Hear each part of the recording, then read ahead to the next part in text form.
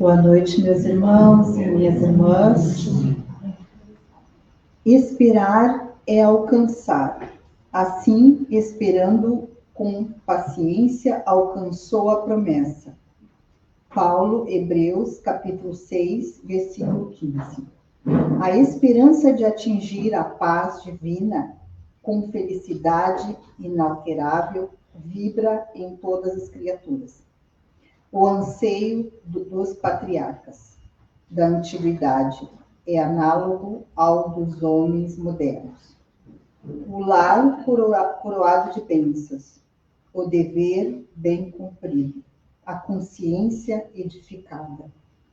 O ideal superior convenientemente atendido, o trabalho vitorioso, a colheita feliz. As aspirações da alma são sempre as mesmas em toda parte. Contudo, esperar significa persistir, sem cansaço, e alcançar expressa triunfar definitivamente.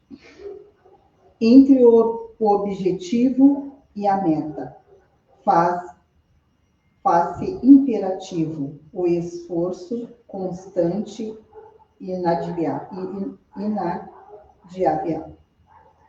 inadiável. Esperança não é inação.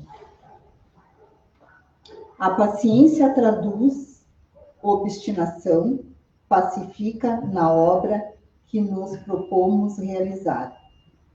Se pretendes materializar os teus propósitos com o Cristo, guarda a fórmula da paciência como a única porta aberta para a vitória.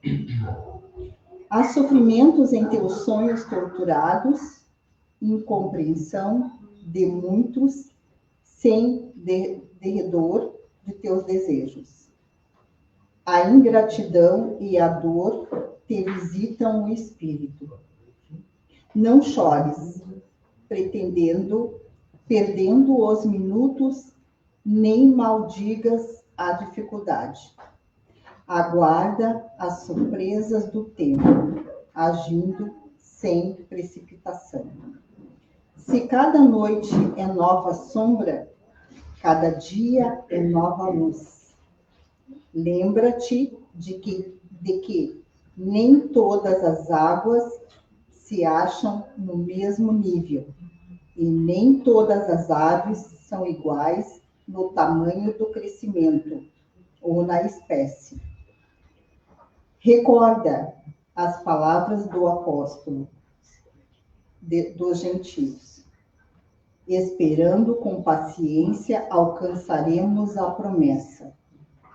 Não te esqueças de que o êxito seguro não é de quem o assalta, mas sim daquele que sabe agir, perseverar e esperar por ele.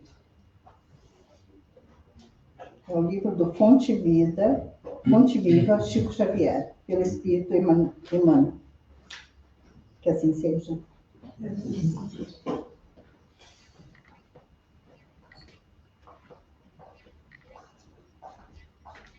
Boa noite a todos, Boa noite. Aos presentes, aos que nos acompanham pelas redes sociais, sejam todos muito bem-vindos. Saudamos também a espiritualidade amiga que está presente. E hoje nós estamos aqui novamente para agradecer, para louvar a Deus e a espiritualidade bondosa, a Jesus, nosso Mestre Divino, por tanto que recebemos, pela nossa vida, pela oportunidade da nossa encarnação e pela oportunidade de estarmos aqui, como espíritos eternos que somos, buscando sempre a nossa evolução espiritual.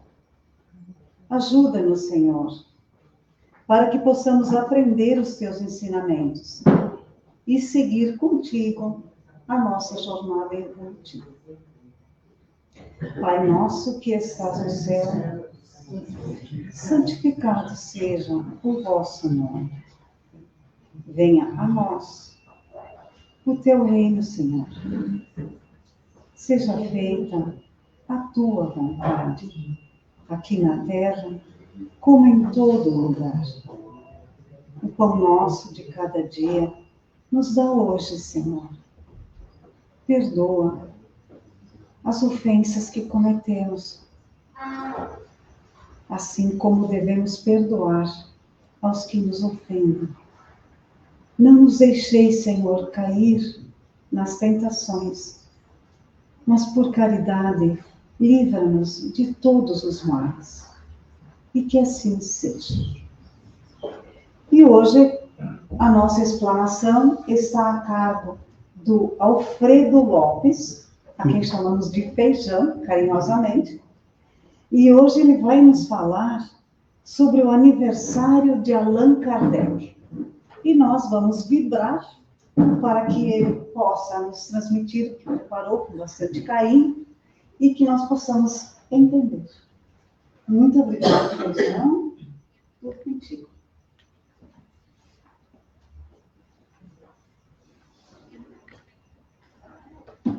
Boa noite aos presentes, boa noite à nossa plateia espiritual, boa noite a você que nos acompanha pelas redes sociais. A Marialva falou que tem aniversário hoje, né? Mas não tem bolo. Hoje é só conversa. Eu vou começar fazendo uma provocação para você. Ontem, dia 3 de outubro, foi o aniversário de Allan Kardec. Hoje, dia 4 de outubro, é data do aniversário de Francisco de Assis. Será que tem alguma coisa a ver essas duas datas? Enquanto vocês pensam, eu vou dar a resposta no final. Vamos falar um pouco a respeito de Allan Kardec. Nós vamos dividir hoje a nossa explanação em 3 partes. A primeira parte é analisando a vida de Hipólito Leon Denis Ribeiro, que é o nome de batismo de Allan Kardec. Vamos analisar depois o trabalho de Allan Kardec. E a terceira parte nós vamos analisar algumas encarnações desse espírito. Então, Hipólito Leon Denis Ribeiro nasceu no dia 3 de outubro de 1804, em Lyon, na França. Filho de Jean-Baptiste Antônio Rivail, que era juiz, e Jean-Louis Duhamel, que era de uma família tradicional. Importante a gente lembrar que Hipólito Leon Denis Ribeiro, ele foi criado pela mãe e pelas tias, porque o pai dele, Jean-Baptiste, abandonou o lar e foi morar na Espanha. O contexto que ele viveu na França numa época de muitas transformações. Ele nasceu logo após a Revolução Francesa, que foi em 1789, pela primeira vez na história da humanidade, nós deixamos de ter um reinado e a Revolução Francesa implantou um sistema de governo que até hoje existe em muitos países, que é a democracia. E também viveu sob o Império Napoleônico. Tem uma colocação bastante interessante, no livro Cartas e Crônicas, tem um capítulo intitulado Kardec e Napoleão, onde na noite de 31 de dezembro de 1799, houve uma grande reunião na espiritualidade e nessa reunião estava Napoleão, que era o espírito encarregado de manter aquela flor que estava nascendo na França, que era a democracia, viva, mas infelizmente Napoleão, colocando em prática um velho ditado que a gente conhece, que é o uso do cachimbo deixa a boca torta. Napoleão, que havia sido Alexandre da Macedônia, que havia sido Júlio César, e que reencarna com Napoleão, ele faz aquilo que ele sabia fazer, que era guerras de conquista, e foi em busca de glória novamente, até que foi exilado, vencido, exilado na ilha de Santa Helena para terminar os seus dias. Mas era um espírito altamente evoluído. Quem ler a primeira edição do Livro dos Espíritos, que tem o original em francês, uma tradução em português, vai ver que lá, entre os espíritos que auxiliaram Allan Kardec, estava Napoleão. Então, a importância de Napoleão foi muito grande, porque a missão dele era manter a França unida para que Allan Kardec pudesse completar sua missão. Não cumpriu, mas Allan Kardec nasce 4 anos depois para iniciar o seu trabalho. E Allan Kardec viveu num ambiente de forte debate cultural, político e social. E isso fez com que ele fundamentasse a sua carreira pedagógica, também a doutrinária, porque na primeira parte da sua vida, Allan Kardec é enviado para a Suíça para estudar no colégio de Jean-Henri Pestalozzi, que era um modelo de colégio que até hoje é implantado em algumas escolas. E é interessante, porque naquela época, há 3 séculos atrás, o estilo de trabalho de educação de Pestalozzi era observação, não a decoreba como nós tínhamos até pouco tempo, valorização da razão sobre a memorização, integração entre ciência e moral e sentimento.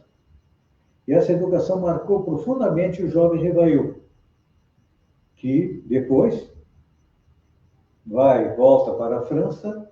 Lá, ele, junto com a sua esposa, funda a primeira escola para mulheres da Europa. Porque até então, as mulheres, vamos dizer assim, a tarefa, o destino, a função das mulheres era ser dona de casa e criar os filhos. Então, essa era a tarefa das mulheres.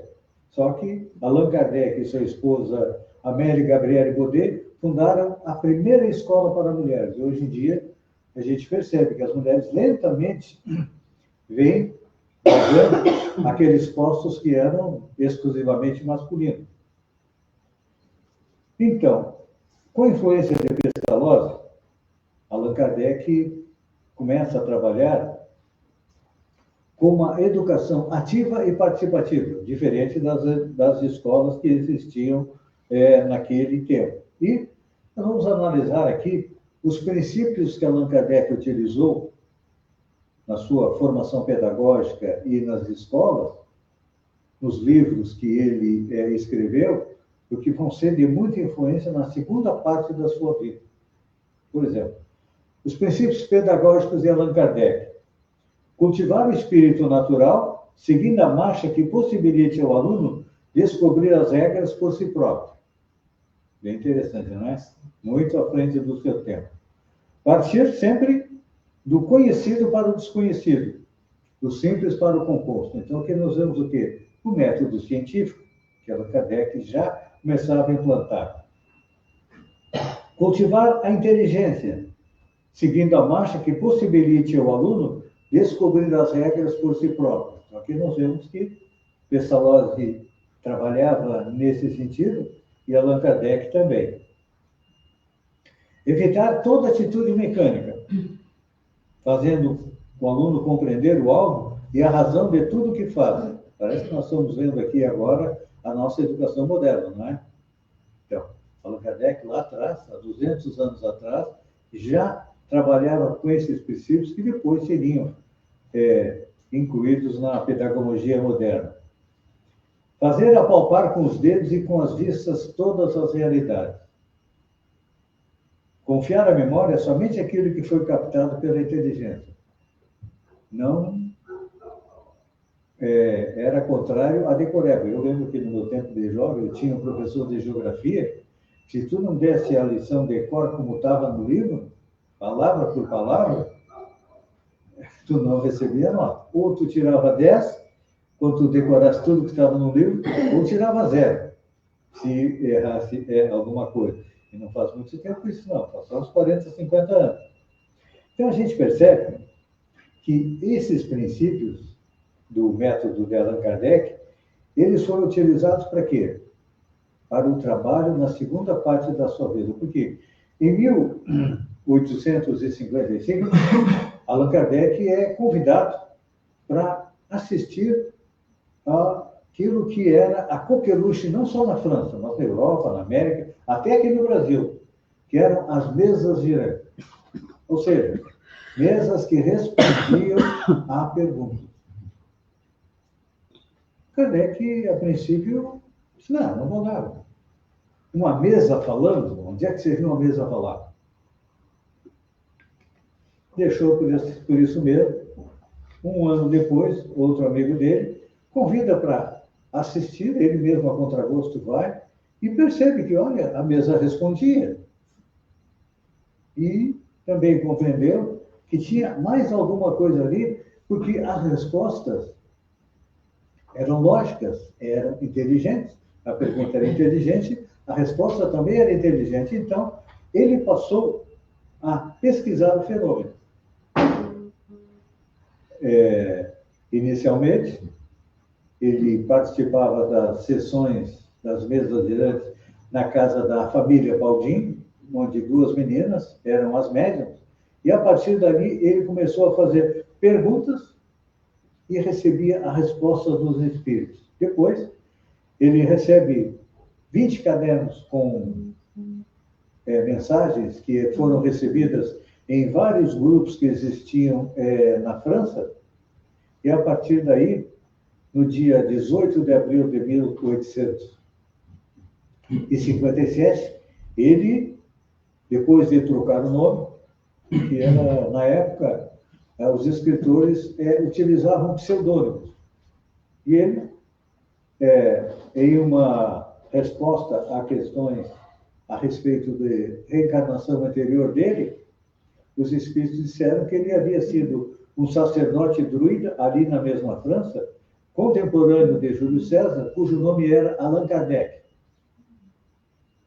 Então, para separar as duas partes, o trabalho como pedagogo, como professor, na primeira parte da sua vida, e o trabalho na segunda parte da sua vida, ele adota o pseudônimo de Allan Kardec e nos traz a primeira obra, que é a parte filosófica da doutrina espírita, que é o Livro dos Espíritos, lançado no dia 18 de abril de 1857, onde ele nos esclarece de onde viemos, para onde vamos, o que nós sofremos, nos fala a respeito do nosso passado, a respeito do nosso futuro, e lança as bases da doutrina espírita, nos trazendo os pontos fundamentais. Primeiro, a existência de Deus. Se Kardec não tivesse escrito mais nada, além do primeiro capítulo do Livro dos Espíritos, ele já teria prestado um inestimável trabalho à história da humanidade, porque ele nos trouxe uma nova visão de Deus. Segundo os Espíritos, Deus não é mais aquela figura, aquele velho de barbas brancas que está lá no teto da Capela Sistina em Roma. Não. Allan Kardec nos diz que Deus é a inteligência suprema, a causa primária de todas as coisas. Ou seja, Deus é a causa da existência do universo, da nossa existência. O segundo ponto principal da doutrina espírita é a existência e a sobrevivência do espírito. O espiritismo, semelhante às demais religiões que existem no planeta, ele aceita a existência e a sobrevivência do espírito. Só que nós temos algo mais.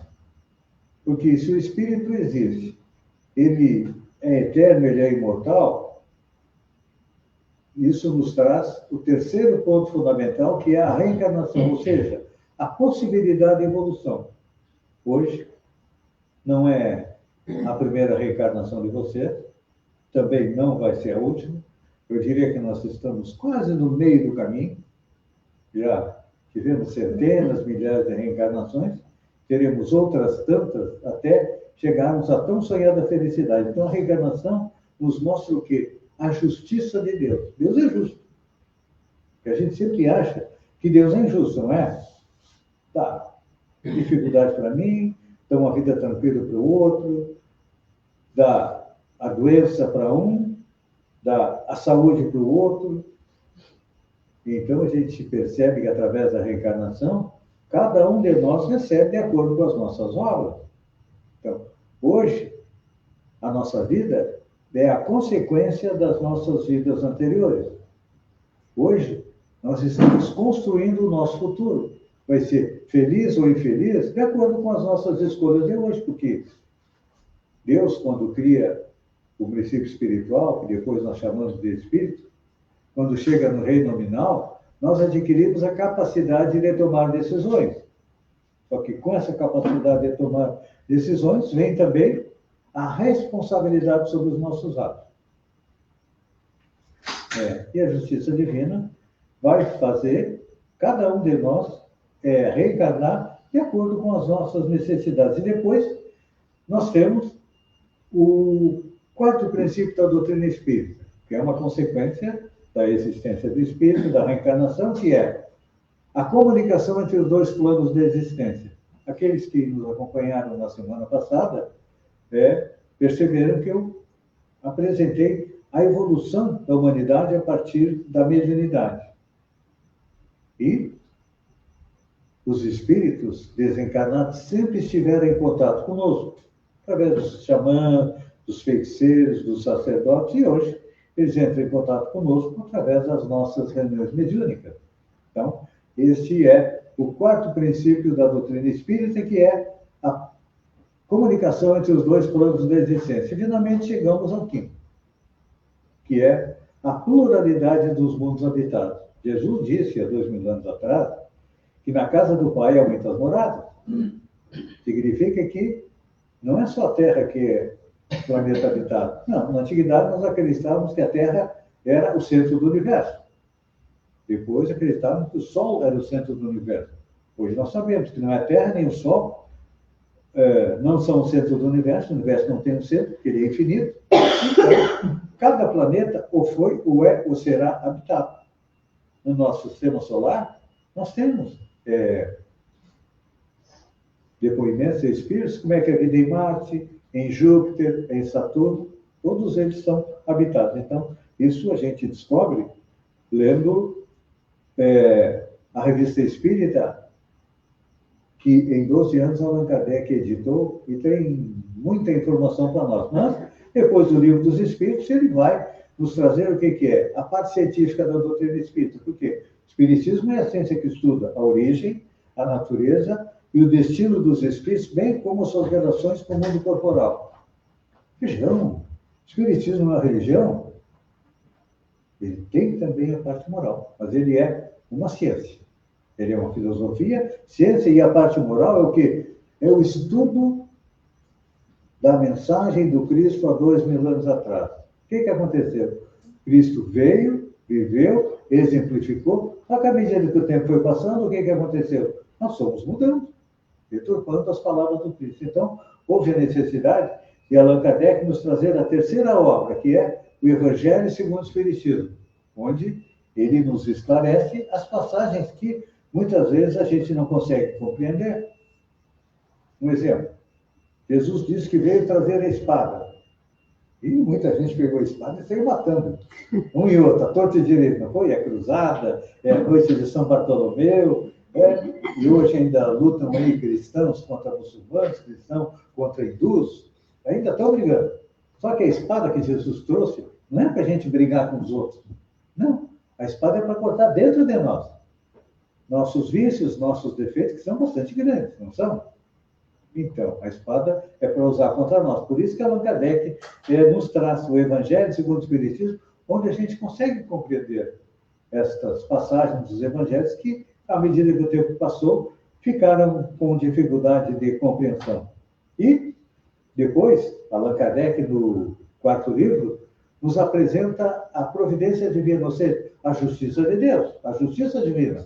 No livro, O Céu e o Inferno, onde ele nos esclarece o que é o céu, o que é o inferno, e no segunda parte do livro, ele nos traz depoimentos de espíritos que estão na parte espiritual e diz, olha, eu era um bandido, Eu era um assassino. Eu estou no local dos assassinos. Eu era espírito mais ou menos.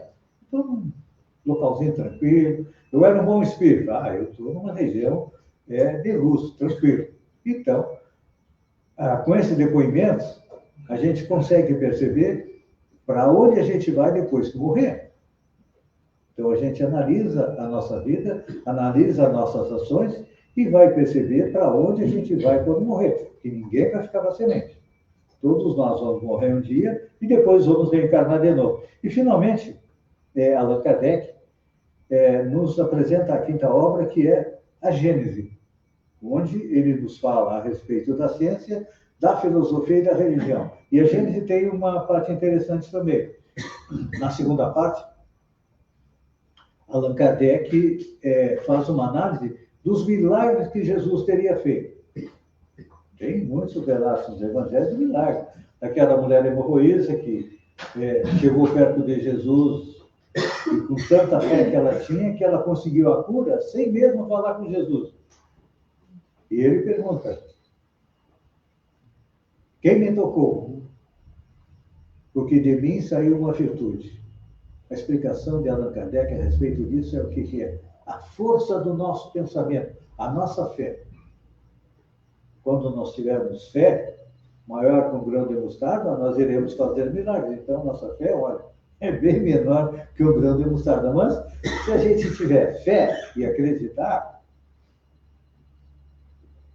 a gente vai receber a ajuda da espiritualidade para passar pelas dificuldades. Porque normalmente a gente pensa assim: eu vou orar para Deus, para a Bezerra de Menezes, para o Espírito A, B, C, D, para me curar dos meus problemas físicos, da doença. Só que a gente tem que compreender que a doença tem um caráter pedagógico. Ela veio até nós para quê? Para que a gente aprenda alguma coisa que está errado na nossa vida. Então, a doença tem esse caráter pedagógico. Então, quando a gente ora, pedindo ajuda para a doença, que Deus nos dê força para suportar, nos dê resignação para passar pela dificuldade e nos ajude a compreender o porquê daquilo ali. Que nada existe no universo sem efeito. Todo efeito tem uma causa. E Allan Kardec também fundou a Sociedade Parisiense de Estudos Espíritas, que era o primeiro centro espírita da era moderna. Que nem nós aqui. Lá, eles estudavam, lá eles questionavam os espíritos e Allan Kardec recebia a resposta para quê? Para poder fazer as obras do Livro dos Médiuns, Evangelho segundo o Espiritismo, Céu e Inferno e a Gênese. Agora vamos para... e uma coisa interessante, a Revista Espírita, a primeira edição foi custeada pela sua esposa, com dinheiro da sua esposa Amélia Gabriela Bollier. Por quê? A gente percebe que os espíritos mais evoluídos não têm boa vida, não. Chico Xavier tinha um glaucoma que acompanhou até o final da vida, não era? Sofria dores atrozes, mas seguiu trabalhando. E Kardec colocou suas economias nas mãos de um tio, e esse tio perdeu o dinheiro do Allan Kardec no jogo, e ele foi obrigado além do trabalho como pedagogo, à noite ele fazia contabilidade para várias empresas para poder ter dinheiro para se sustentar. Então, por isso que a primeira edição da Revista Espírita foi paga pela sua esposa, porque eles estavam com dificuldades financeiras. Então, agora nós vamos analisar o espírito Allan Kardec. Conhecemos um pouco daquela encarnação de Hipólito Leão Denizar Ribeiro, mas é importante a gente lembrar que no Livro dos Espíritos, Allan Kardec divide os espíritos em 3 classes principais. Os espíritos imperfeitos, gente como a gente aqui, todos nós somos espíritos imperfeitos ainda. Depois vem os bons espíritos. A gente olha um pouco para cima e percebe alguns bons espíritos. Por exemplo, Chico Xavier foi um bom espírito, Divaldo Pereira Franco foi um bom espírito, Madre Teresa de Calcutá foi um bom espírito, Gandhi foi um bom espírito, Martin Luther King foi um bom espírito. Significa que espíritos que já passaram por tudo isso que nós passamos aqui, já compreenderam melhor as leis que regem o universo, que são as leis morais, e colocam elas em prática e trabalham em seu benefício, na sua evolução pessoal, mas trabalham também em benefício da sociedade. Então, um dia nós vamos chegar lá. Cada um vai chegar de acordo com os seus passos. Uns vão chegar mais rápido, outros vão chegar mais devagar, mas o importante é saber que todos nós vamos chegar lá. E depois da categoria dos bons espíritos, nós temos a categoria dos espíritos puros. Segundo o livro dos espíritos, espíritos puros são aqueles que já passaram por tudo isso que nós passamos. Foram imperfeitos, foram bons espíritos e hoje não precisam reencarnar. E são os executores das ordens de Deus para o comando do universo. E no livro A Caminho da Luz, o Espírito Emmanuel nos coloca no primeiro capítulo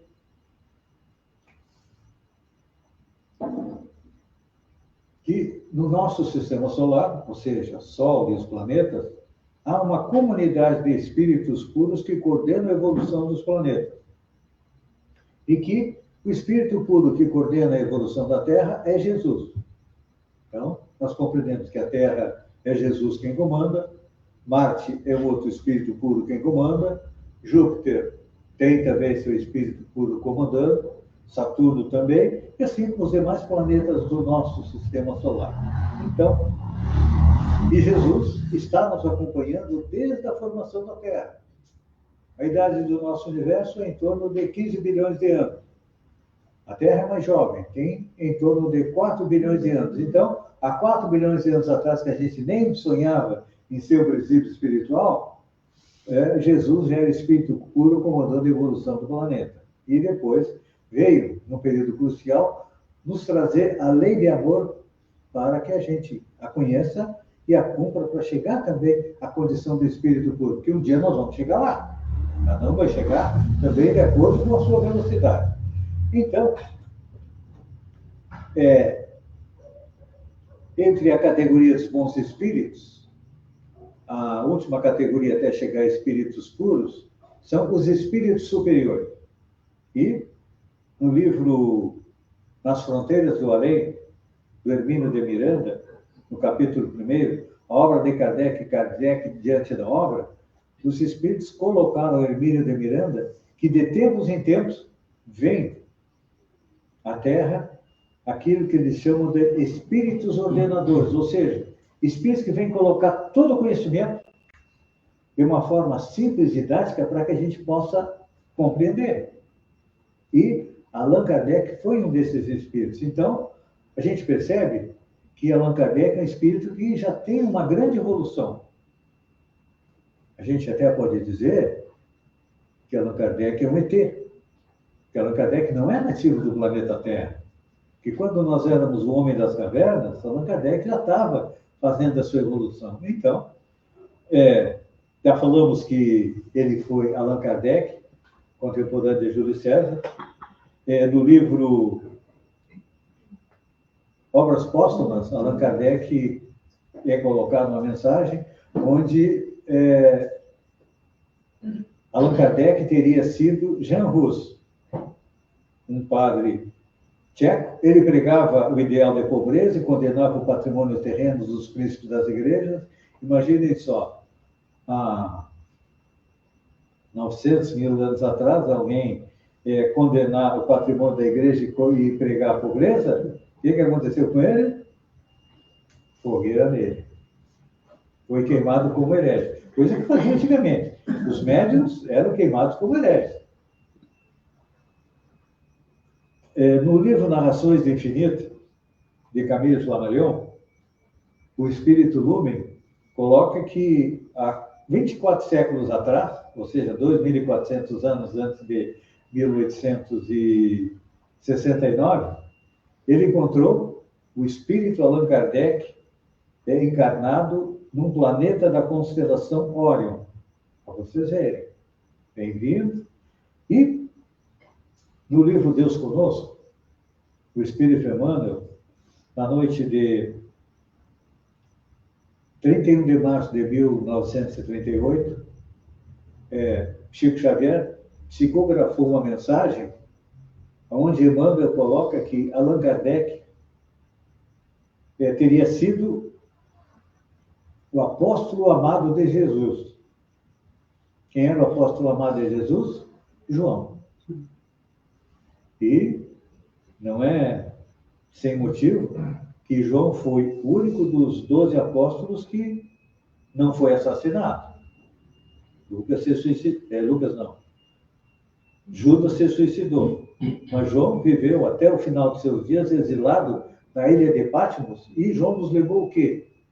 O último livro da Bíblia, o Apocalipse. Ou seja, Jesus leva João até a espiritualidade e mostra o quê? O desenrolar da história da humanidade, na qual ele iria participar lá na frente, como Allan Kardec, nos trazendo todo o quê?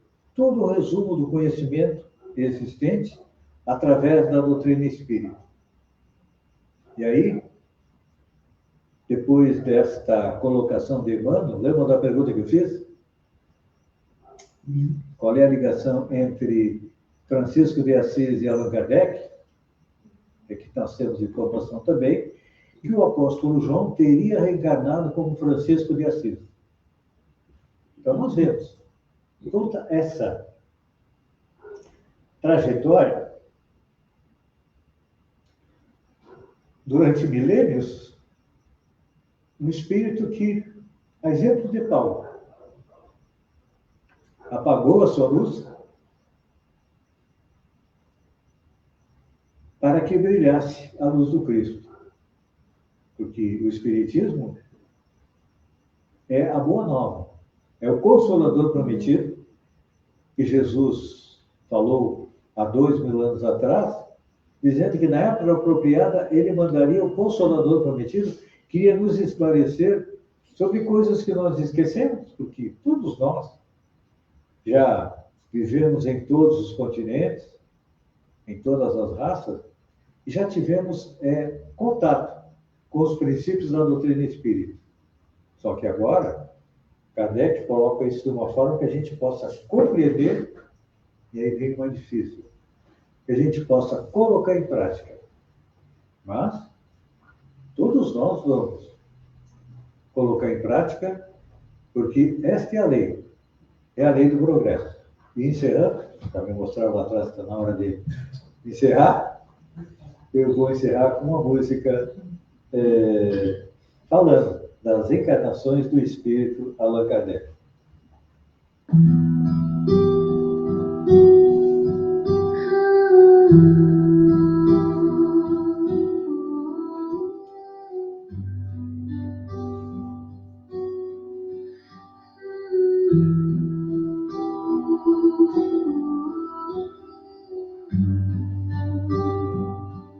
As estrelas de Órion brilhou tua essência, no infinito se fez tua grande presença, trazendo à terra a semente da luz, com a verdade que o amor conduz.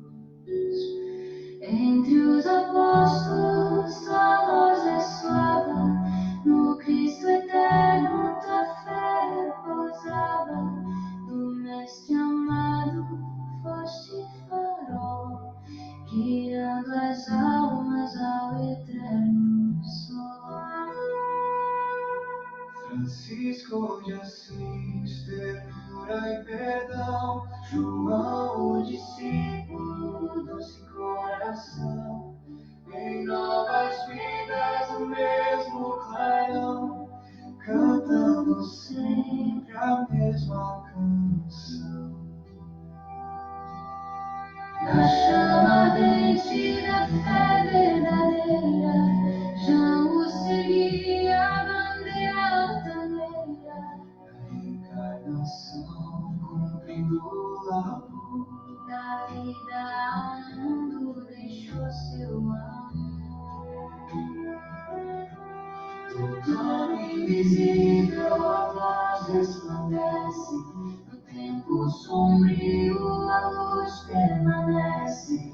Recorda Kardec, sua imortal, que trouxe do céu a lei divina. Na pátria terrestre o mestre plantou, o livro sagrado da vida brilhou, as leis do Espírito fez renascer, com parcelas de eterno saber. Em cada era tua alma retorna, e a senda do Cristo de novo se torna, chamando os irmãos ao bem e à paz, na estrada bendita que nunca se desfaz. E hoje cantamos em doce louvor ao dia que trouxe a luz do Senhor. Kardec, apóstolo da redenção, farol que ilumina a renovação.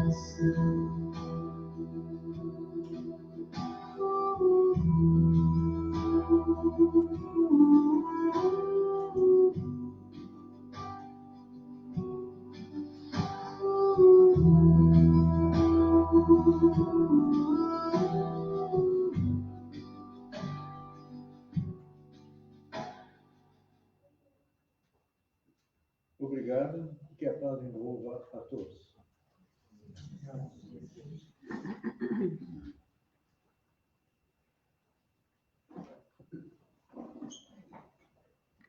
Nós agradecemos o feijão e agradecemos a Kardec. Quanto ensinamento! E agora, nós vamos fazer a nossa caridade em forma de prece.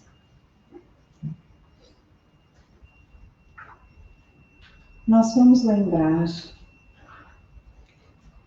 todas as pessoas que estão agora nesse momento em nossos pensamentos. Nossos familiares, nossos amigos, as pessoas que estão distantes, aos que estão doentes, os que estão nos asilos, em abrigos, os que são carcerários, os que passam por tribulações, e também os desencarnados.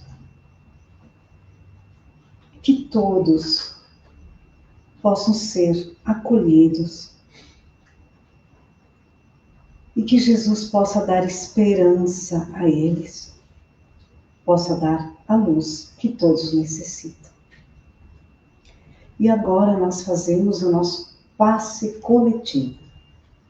É a hora em que a espiritualidade fluidifica as águas que estamos com elas, as águas que estão em nossas casas. Quem está em casa também pode dispor de uma água que também será fluidificada. Convido a todos a fechar os nossos olhos. E junto de nós está a espiritualidade bondosa, nos doando energias que precisamos para o nosso corpo e para o nosso espírito. Energias de paz, de cura, de benevolência, de tranquilidade. No silêncio desse momento, sentindo esse bem-estar, nós somos agradecidos e dizemos: Senhor Deus, Tu que estás em toda parte, santificado seja o Teu nome. Venha a nós o Teu reino e seja feita a Tua vontade, aqui na terra, como em todos os mundos que são habitados. O pão nosso de cada dia pão do corpo e também o pão do Espírito. Nos dá hoje, Senhor. Perdoa nossas ofensas, assim como perdoamos aqueles que nos ofendem. Não nos deixeis cair nas tentações, mas por caridade, Senhor, livra-nos de todos os males. Que assim seja. Nós agradecemos a presença de cada um que esteve aqui nesta noite e de quem nos acompanhou pelas redes sociais. E nós convidamos para estarmos juntos novamente no próximo sábado, às 19 horas, aqui neste local.